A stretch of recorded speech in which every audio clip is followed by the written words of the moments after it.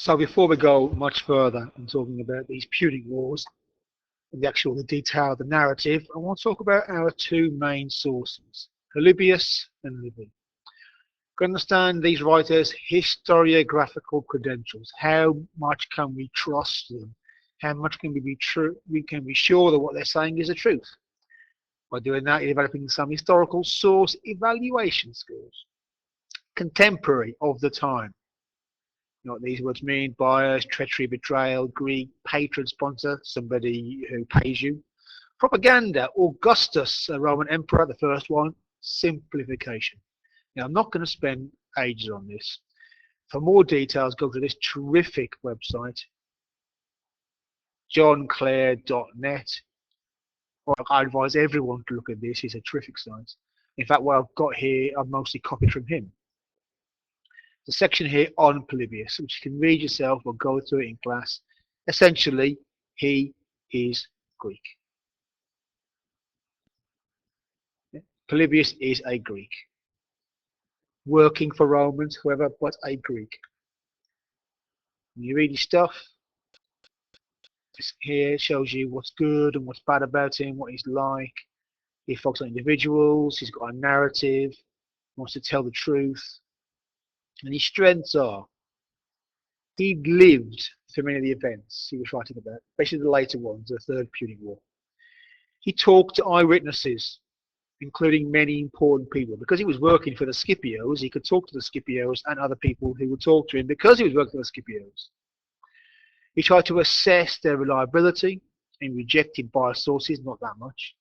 And he obviously he sought the truth. He was very obvious about that. He wanted the truth. Weaknesses. Again, he lived many of the events he was writing about. He was on the side of the Romans. He wrote for Greeks. He wanted to explain to the Greeks how come in their lifetime Rome had come from nowhere to dominate in the world. I mean, this is about 70, 80 years after the Hannibal Wars, and he wanted to explain to the Greeks how come Romans had conquered them.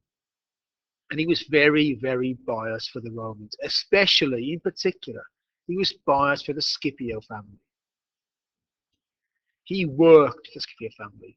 This means he's always right about them in a positive way. That's, for me, that's the biggest issue with Polybius. A lot of his stuff is very good, it's very accurate. Whenever he's talking about any members of the Scipio family, you have to just think, well, you could be lying here. You're not going to say anything bad about them. And then there's Livy. He's a Roman. He's writing about 200 years after all this. Does no research himself. He just looks at other people's books. He writes this huge 142 volume history of Rome. It's a ripping yarn. He's a great writer.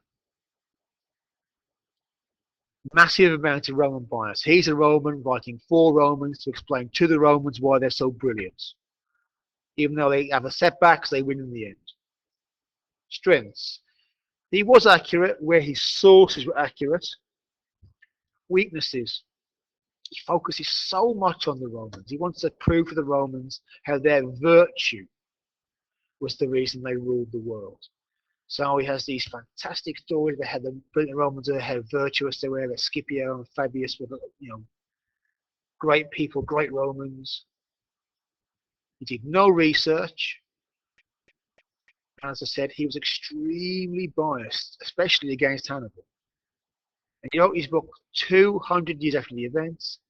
And he was during the reign of the first emperor, Augustus. And he couldn't do anything to upset him. And Augustus wanted people to write things about how great Rome was. And Livy obliged him.